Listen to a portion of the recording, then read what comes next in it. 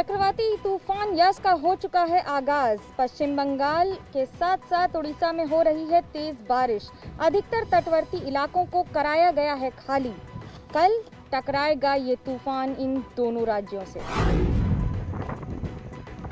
यास तूफान अब चक्रवाती तूफान बन चुका है और नतीजा है कि बंगाल उड़ीसा के इलाकों में तेज बारिश होने लगी है। समंदर किनारे बसे इलाके को राहत बचाव के लिए तैनात टीमें खाली कराने में जुट गई हैं। उड़ीसा को या फिर पश्चिम बंगाल का दीघा एनडीआरएफ के साथ स्थानीय प्रशासन की टीम ने मोर्चा संभाल रखा है और जिन इलाकों में लोगों पर तूफान का असर पड़ रहा है उन्हें वहां से सुरक्षित ठिकानों पर ले जाया गया है। लोगों को घरों से बाहर ले जाने का ये वीडियो पश्चिम बंगाल के दीघा का है। कल इसी तट से टकराएगा चक्रवाती तूफान यस। उसके 24 घंटे होंगे बहुत ही ज्यादा खतरों से भरे हुए। बिहार और झारखंड तक होगी बारिश और उसके साथ आंधी तूफान की है आशंका। ओल्ड दीघा के तटीय इलाके में फिलहाल मैं खड़ा हूं और ये वो इलाका है जिसको कुछ देर पहले खाली कर दिया गया है। जो लोग आप देख रहे हैं सारे के सारे प्रशासनिक बैठक के बाद यहाँ आए हैं और प्रशासनिक बैठक के बाद जो लोकल एडमिनिस्ट्रेशन की तरफ से जो काम कर रहे हैं सभी यहाँ फिलहाल हैं। और इस तरफ समंदर है। फिलहाल तो लो टाइड यहाँ चल रहा है लेकिन लो टाइड के समय भी यहाँ तक समंदर नहीं आता है जितना दूर तक फिलहाल समंदर यहाँ आ गया है। देखिए यहाँ पे जो समुद्र तीरवर्ती जो इलाका है यहाँ पे लगभग 50 से ऊपर रेस्क्यू सेंटर खुला गया है जिसमें मोटा मोटी आपका 20-25 हज़ार आदमी को हम लोग रेस्क्यू सेंटर में पहुंचा दिया है। आसमान की तरफ आप देख सकते हैं काले बादल छाया हुआ है और धीरे धीरे चक्रवाती तूफान यास दीघा की ओर आगे बढ़ रहा है। लेकिन जो सरकार है प्रशासन है वो भी तैयार है और इससे पहले 1 साल पहले उम्पुन तूफान के दौरान जिस तरह की तबाही चारों तरफ देखा गया था इस बार भी वैसा ना हो इसके लिए तैयारी पूरी है। साइक्लोन यास की वजह से जैसे जैसे तेज बारिश हो रही है वैसे कई इलाकों में मिट्टी गीली हो जा रही है और उसकी वजह से पेड़ की जड़ कमजोर और पेड़ गिर रहे हैं। कई वारदात ऐसी हो चुकी है जहां पर लोगों को चोट लगी है पेड़ के गिरने से। मैं इस समय बालेश्वर इलाके में हूं जहां ऐसे ही एक बड़ा पेड़ मिट्टी यानी कि उसकी जड़ में जो मिट्टी है उसकी गीली हो जाने की वजह से गिर गया है। मकानों को नुकसान होता है आसपास के और ओडीआरएफ टीम लगातार इस पर निरंतर काम कर रही है। कई इलाकों में इस समय ब्रांच कटर और जो इलेक्ट्रिक सॉ है उसका इस्तेमाल किया जा रहा है। स्टेट ऑफ आर्ट टेक्नोलॉजी का इस्तेमाल किया जा रहा है इन पेड़ों को हटाने के लिए। अब आइडेंटिफाई करके इस तरह के पेड़ भी काटे जा रहे हैं और ये काट कर पेड़ को हटाया जा रहा है। उसका कारण है कि अगर ये पेड़ गिरा तो यहाँ पर इलेक्ट्रिक पोल्स हैं, ये इलेक्ट्रिक के तार हैं, ये बिजली के तार हैं जो ये तोड़ सकता है, तोड़कर गिरा सकता है और इन पेड़ों की गिरने की वजह से बिजली की सप्लाई भी बाधित हो सकती है। यहाँ तक कि आसपास के मकान पर अगर जोर हवा से गिरा तो लोगों का भी नुकसान हो सकता है और जान का भी। एबीपी न्यूज के ऑपरेशन फफूंद का बड़ा असर। ब्लैक फंगस के इंजेक्शनों की कालाबाजारी कर रहे 3 आरोपी गिरफ्तार हुए। 3 दिन पहले 22 मई को दिखाई गई ये वो रिपोर्ट है जिसमें हमने दिखाया था कैसे दिल्ली में ब्लैक फंगस की दवाइयों की कालाबाजारी हो रही है। तो हमें आगे भी जरूरत है ही। आपको अगर थोड़ा बहुत डाउट होता है तो आप ले आइए। दवाइयों के लिए मोटी रकम मांगने वाले ये आरोपी अब पुलिस के हत्थे चढ़ गए हैं।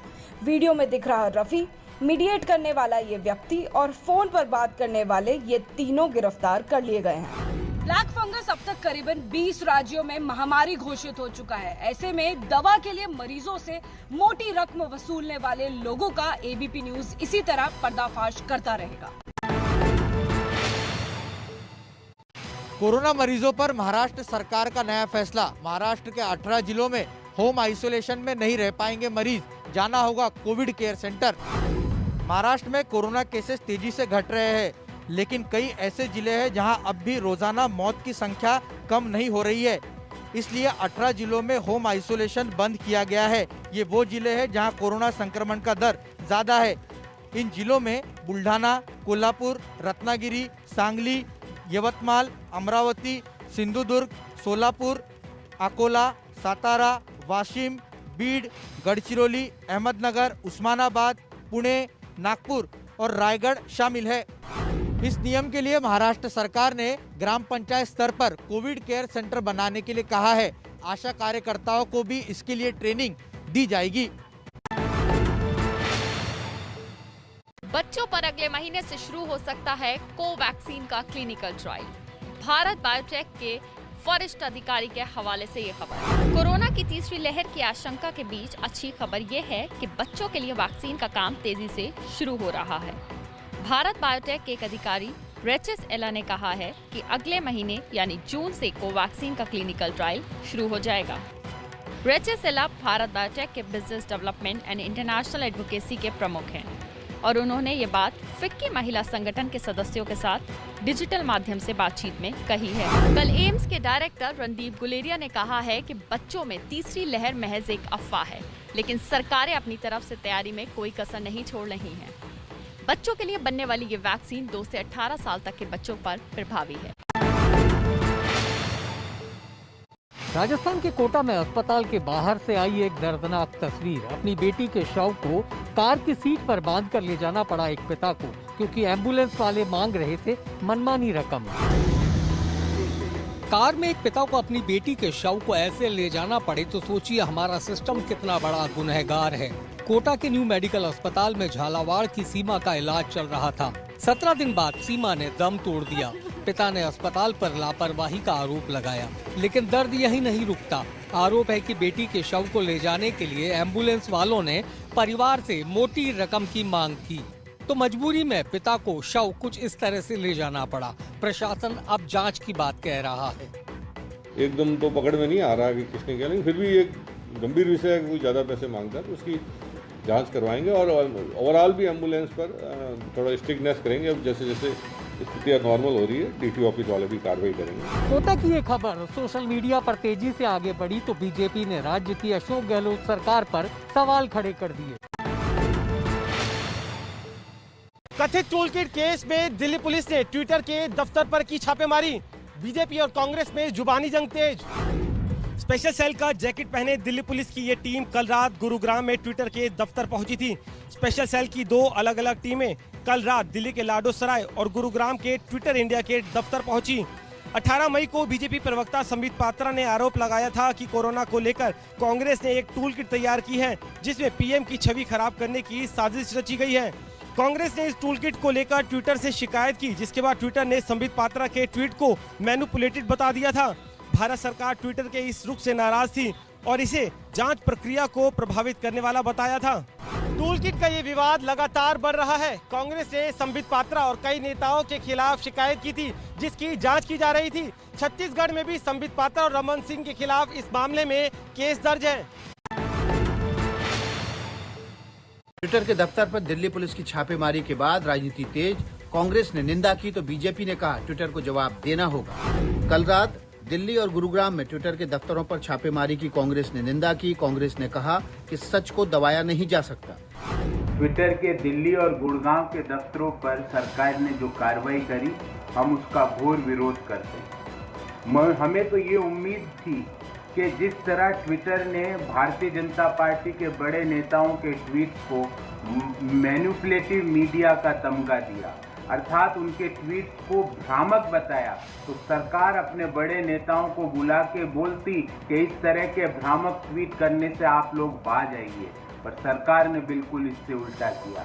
मैं सरकार से पूछना चाहता हूं कि क्या सत्य को डरा के कुचला जा सकता है? नहीं, सत्य को जितना डराने का प्रयास किया जाता है, जितना कुचलने का प्रयास किया जाएगा, सत्य उतना ही उभर के और सामने आएगा। जबकि बीजेपी कह रही है ट्विटर को बताना होगा कि उसने कौन सी प्रक्रिया से जांच करके बता दिया कि बीजेपी नेताओं के ट्वीट मैनिपुलेटेड है। दिल्ली पुलिस ने ट्विटर इंडिया के सीईओ से पूछा कि ट्विटर के पास ऐसी क्या जानकारी है जिसके आधार पर उन्होंने कुछ सोशल मीडिया यूजर्स को, जिन्होंने कांग्रेस के टूल किट को पोस्ट किया था, उन्हें मैनिपुलेटेड मीडिया टैग किया है। स्वाभाविक सी बात है कि ट्विटर के पास जो जानकारी है उन्हें उसे एजेंसी को देना चाहिए, और ट्विटर इंडिया के सीईओ ये नहीं कह सकते कि वो सिर्फ मार्केटिंग और सेल्स के लिए जिम्मेदार हैं और कंटेंट के लिए नहीं। कथित टूल किट पर विवाद थमता नहीं दिख रहा है। दिल्ली पुलिस ने ट्विटर को नोटिस दिया है, लेकिन ट्विटर ने अभी तक कोई भी जवाब नहीं दिया है। शरद पवार के पोते और विधायक रोहित पवार के वायरल हो रहे वीडियो पर विवाद। बीजेपी ने सवाल पूछा कि अगर रोहित स्प्रेडर बने तो जिम्मेदारी किसकी?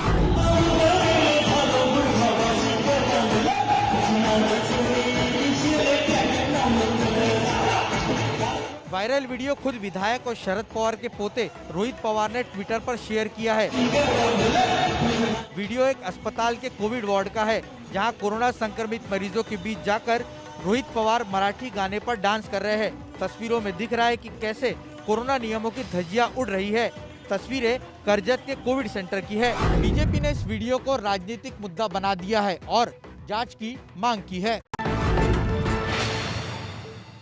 बीजेपी महासचिव कैलाश विजयवर्गीय ने कहा कि कोरोना की दूसरी लहर चीन की चाल है। भारत के लिए इसे वायरल वार बताया। अभी जो कोविड का दूसरी लहर आई है,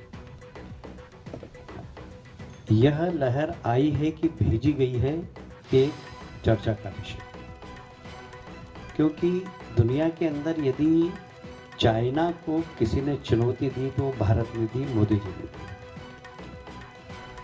और ये चाइना का वायरल वार है क्या, इसके ऊपर आज बहस प्रारंभ हो गई। हमें तो लगता है कि चाइना का वायरल वार है, क्योंकि सिर्फ भारत के अंदर ही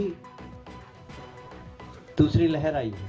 कैलाश विजयवर्गीय ने यह बात इसलिए कही क्योंकि कोरोना की दूसरी लहर से भारत में देखी गई है। संकट की इस घड़ी में देश के लोगों से उन्होंने देश के साथ बने रहने की सलाह दी है।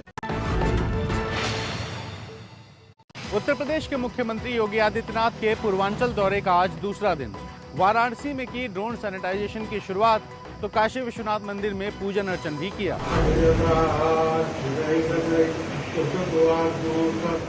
सोमवार की रात वाराणसी के काशी विश्वनाथ मंदिर में पूजा करने गए सीएम योगी आदित्यनाथ ने जगत कल्याण की प्रार्थना की।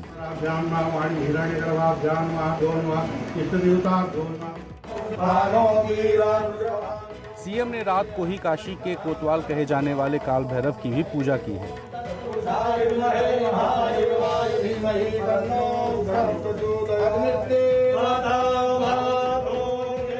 सीएम योगी आदित्यनाथ ने पूजा पाठ के साथ ही बनारस के अधिकारियों के साथ मीटिंग करके कोरोना से निपटने के किए जा रहे प्रयासों की जानकारी भी ली। आज से वाराणसी में ड्रोन सैनिटाइजेशन की शुरुआत हो गई है। सीएम ने इसका डेमो भी देखा। वाराणसी प्रधानमंत्री नरेंद्र मोदी का संसदीय क्षेत्र है और यहां कोरोना की रोकथाम को लेकर स्थानीय जिलाधिकारी के रणनीति की हर तरफ चर्चा है। बीते दिनों प्रधानमंत्री नरेंद्र मोदी वाराणसी के कुछ डॉक्टर्स से जब बातचीत कर रहे थे तो इस बातचीत में वो भावुक भी हो गए थे। एबीपी न्यूज आपको लगातार उत्तराखंड के पहाड़ी इलाकों में स्वास्थ्य की चरमराई व्यवस्थाओं के बारे में लगातार बता रहा है। हम अब पहुंचे हैं पिथौरागढ़ से करीब 150 किलोमीटर दूर नीलम गांव में। ये सीमांत इलाके का आखिरी गांव कहा जाता है। जो स्वास्थ्य की सुविधाएं हैं वो इस गांव में भी काफ़ी कम जो है वो नज़र आ रही हैं। यहाँ के जो सरपंच हैं नीलम गांव के, वो इस वक्त हमारे साथ मौजूद। सरपंच जी, कितनी समस्याएं हैं स्वास्थ्य को लेकर? पूरी सुविधाएं इस गांव में मिल पा रही हैं कि नहीं मिल पा रही हैं? सुविधा तो कुछ भी नहीं है इधर गांव में अभी, और कोई भी काम है तो मुंशियारी से ही होता है। अब वहाँ जैसे वहाँ भी समस्या हो तो फिर पिथौरागढ़ रेफर हो जाता है। तो स्वास्थ्य के लेके जो है बहुत ही परेशानी है इधर। बहुत प्रॉब्लम है यहाँ लोगों को। दवाई कुछ मिलता नहीं है। हॉस्पिटल उपलब्ध है पर वहाँ दवाई मिलता ही नहीं है। तो आप अंदाज़ा लगा सकते हैं कि उत्तराखंड के जो पहाड़ी इलाके हैं, जो दूर दराज के जो गांव पहाड़ों पर बसे हुए हैं, उनको इस कोरोना काल में कितनी मुश्किलों का सामना करना पड़ रहा है। ग्रामीण इलाकों में क्या हाल है दिल्ली के, ये जानने के लिए हम पहुंचे हैं दिल्ली के रावता गांव में, जो नजफगढ़ के आगे है और ये दिल्ली हरियाणा बॉर्डर पर स्थित है।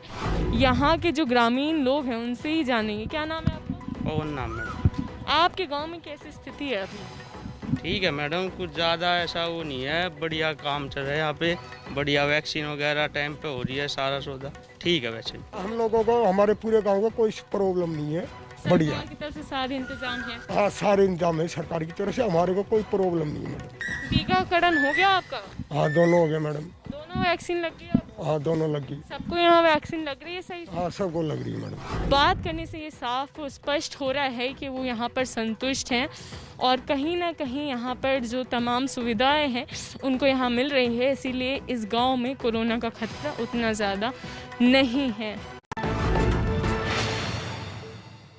यूपी में प्रयागराज और गाजीपुर में शव बहते हुए और शवों को का जल प्रवाह के अलावा शव को दफन करने की तस्वीरें आई, लेकिन वाराणसी से इस तरह की तस्वीरें नहीं आई। इसके पीछे कारण है वाराणसी मॉडल। आप देखिए, मैं वाराणसी के घाट पर मौजूद हूं और ये 84 घाटों में से अलग अलग घाट आपको सामने दिखाई दे रहे हैं और इन घाटों पर इस वक्त जो सन्नाटा है, ये सन्नाटा सिर्फ और सिर्फ लॉकडाउन की वजह से है। और इन घाटों पर लगातार आप देखिए सामने दूर की तरफ जो जवान हैं पैरामिलिट्री के, वो जवान आपको दिखाई दे रहे हैं जो कि गश्त कर रहे हैं पैदल। और यहाँ पर जो जल पुलिस और यूपी पुलिस के जवान हैं वो एक स्टीमर में बैठ करके घाटों पर अनाउंसमेंट कर रहे हैं। तो इस तरीके से जो लगातार अलग अलग पैरामिलिट्री और पुलिसिंग है वो यहाँ पर बहुत मुस्तैद दिखाई दे रही है और उसी का नतीजा है कि वाराणसी में जो केसेस हैं वो भी कंट्रोल हुए और जो हालात हैं उसको भी कंट्रोल करने में सफलता मिली। और यही वजह है कि प्रधानमंत्री ने वाराणसी मॉडल की देश भर में तारीफ की। बाबा रामदेव के सवालों पर आईएमए का पलटवार। संस्था के महासचिव जयेश लेले ने कहा, दर्ज कराएंगे एफआईआर। देश के डॉक्टरों और योग गुरु रामदेव के बीच शुरू हुआ विवाद थमने का नाम नहीं ले रहा। एलोपैथी को बेकार बताने वाले अपने बयान पर रामदेव ने खेद जताया था। साथ ही इंडियन मेडिकल एसोसिएशन से 25 सवाल पूछ लिए थे। अब इंडियन मेडिकल एसोसिएशन ने कहा है कि वो रामदेव पर एफआईआर दर्ज कराएंगे। एलोपैथी का साइंस के बारे में उन्होंने जो खिलवाड़ किया और वो जो डॉक्टर्स आज के तारीख में 2 साल 1.5 साल तक जो कंटिन्यूअसली काम कर रहे हैं और उसके लिए इनके ऊपर कीचड़ उछाड़ा, ये हमारा मैक्सिमम आज के तारीख में इशू है। कोरोना संकट काल में जब देश की चिंता ये है कि कैसे संक्रमण को रोका जाए, योग गुरु बाबा रामदेव ने अपने बयान से एक बेवजह का विवाद खड़ा कर दिया है, जिससे उनकी खूब फजीहत भी हो रही है। हत्या के केस में गिरफ्तार ओलंपिक पद विजेता पहलवान सुशील कुमार केस में दिल्ली पुलिस ने अपनी जांच तेज की। आज छत्रसाल स्टेडियम भी पहुंची थी क्राइम ब्रांच की टीम। दिल्ली पुलिस की क्राइम ब्रांच मंगलवार सुबह पहलवान सुशील कुमार और उसके साथी अजय को लेकर छत्रसाल स्टेडियम सहित 3 अलग अलग जगह पर पहुंची। छत्रसाल स्टेडियम में जूनियर पहलवान की पिटाई की गई थी। छत्रसाल स्टेडियम के बाद पुलिस मॉडल टाउन के उस फ्लैट पर पहुंची जहां से आरोप है कि सुशील कुमार और उसके साथियों ने पहलवान सागर और उसके साथी को अपनी कार में अगवा किया था। इसके बाद पुलिस शालीमार बाग सहित सुशील कुमार के फ्लैट पर पहुंची। पुलिस ये जानने की कोशिश कर रही है कि वारदात वाले दिन कौन कौन कहां पर था। सूत्रों के मुताबिक पुलिस को एक वीडियो भी हाथ लगा है जिसमें सुशील भी मार पिटाई करते हुए दिखाई दे रहा है। साफ है कि सुशील कुमार पर बेहद गंभीर आरोप लगे हैं। हालांकि अब सुशील कुमार पुलिस के सामने सफाई दे रहे हैं कि वो सिर्फ बीच बचाव करने गए थे। आंध्र प्रदेश में विशाखापट्टनम के हिंदुस्तान पेट्रोलियम रिफाइनरी प्लांट में लग गई भीषण आग। मौके पर बचने के लिए मच गई भगदड़। पहाड़ की चोटी से ऐसी आग निकल रही है जैसे ज्वालामुखी फटा हो। लेकिन देखिए, ये आग लगी है हिंदुस्तान पेट्रोलियम के रिफाइनरी प्लांट में। अब देखिए, प्लांट के अंदर हादसा होते ही सायरन गूंजने लगा और देखिए कैसे प्लांट और आसपास के इलाके में अफरा तफरी मच गई। समय रहते कई कर्मचारियों को प्लांट से सही वक्त पर निकाल लिया गया। दमकल की कई गाड़ियां यहां आग बुझाने में जुट गई। आग और धुएं की वजह से आसपास के इलाकों में हड़कंप मच गया। विशाखापट्टनम के हिंदुस्तान पेट्रोलियम रिफाइनरी प्लांट में लगी आग के साथ साथ धमाके भी सुनाई देने लगे, जिसके बाद आसपास रहने वाले लोगों में दहशत मच गई। क्या बैंक घोटाले का गुनाहगार मेहुल चौकसी हो गया है लापता? सूत्रों के मुताबिक एंटीगुआ में रह रहा मेहुल चौकसी हो गया है गायब। पंजाब नेशनल बैंक घोटाले का आरोपी भगोड़ा मेहुल चौकसी अब एंटीगुआ बारबुडा से भी लापता बताया जा रहा है। एंटीगुआ की मीडिया में जैसे ही खबर आई कि 2 दिन से मेहुल की तलाश हो रही है, तो भारतीय जांच एजेंसी सीबीआई ने भी इस मामले में अपना एक्शन तेज कर दिया है। सीबीआई मेहुल के बारे में एंटीगुआ से जानकारी ले रही है। करीब 14,000 बैंक घोटाले का आरोपी मेहुल चौकसी 3 साल पहले विदेश में एंटीगुआ भाग गया था। तब से उसे लगातार भारत लाने की कोशिशें चल रही थी, लेकिन शायद मेहुल चौकसी ने नई चाल चल दी है।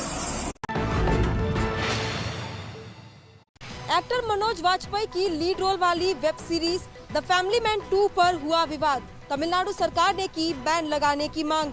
Shri Shri Shrikant, I never see you at any activities in the office. Amazon prime पर मनोज वाजपेयी की web series the family man 2 का प्रोमो रिलीज होते ही विवाद की पिक्चर भी चालू हो गई है। Our intel suggests there's an unexpected coalition. Web series में समंथा अनिकेनी के किरदार पर सवार उठाते हुए तमिलनाडु सरकार ने सूचना एवं प्रसारण मंत्री प्रकाश जावड़ेकर को चिट्ठी लिखकर नाराजगी जाहिर की है और तमिलों की छवि खराब करने का आरोप लगाया है। हालांकि वेब सीरीज के निर्देशक ने ऐसे आरोपों को गलत बताया है। कहा, पूरी सीरीज काफी संतुलित है और सिर्फ प्रोमो देखकर लोग अपनी राय ना बनाएं। The family man 2 web series जून के पहले हफ्ते में OTT पर रिलीज होगी। इससे पहले देश भर में इस वेब सीरीज का पहला सीजन काफी पसंद किया गया था। पश्चिम बंगाल में चुनाव बाद हुई हिंसा पर सुप्रीम कोर्ट में सुनवाई। कोर्ट ने सभी पक्षों को नोटिस जारी कर 2 हफ्ते के भीतर जवाब देने को कहा। पश्चिम बंगाल सरकार ने सुनवाई को गैर जरूरी बताया। पश्चिम बंगाल में चुनाव बाद जो हिंसा हुई उसको लेकर सुप्रीम कोर्ट ने सभी पक्षों को नोटिस जारी किया है। कोर्ट ने मानवाधिकार आयोग, महिला आयोग, SC/ST आयोग को भी पक्ष बनाने की इजाजत दी है। अगली सुनवाई 2 हफ्ते बाद होगी।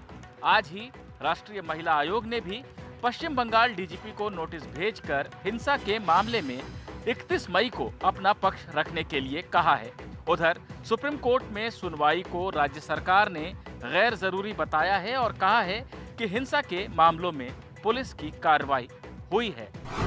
इससे पहले कल पश्चिम बंगाल के प्रतिष्ठित लोगों ने राष्ट्रपति को चिट्ठी लिखकर राज्य में हुई हिंसा की जांच के लिए SIT के गठन की मांग की थी।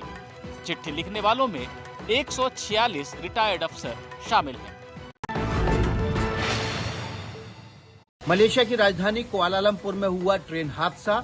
2 ट्रेनों की टक्कर से 100 से ज्यादा लोग घायल। घायल लोगों के इलाज का ये वीडियो मलेशिया की राजधानी कुआलालंपुर का है। प्लेटफॉर्म पर जहां देखिए वहीं लोग लेटे हुए और अफरा तफरी मची हुई है। सोमवार की शाम को यहां 2 ट्रेनों की टक्कर हो गई, जिसके बाद ट्रेनों में सवार 100 से ज्यादा लोगों को चोट लगी। आनन फानन में घायलों का स्टेशन के प्लेटफॉर्म पर इलाज शुरू किया गया। ट्रेन की टक्कर किन कारणों से हुई इसकी जांच चल रही है। जो लोग घायल हुए हैं उनको ज्यादा गंभीर चोटें नहीं आई।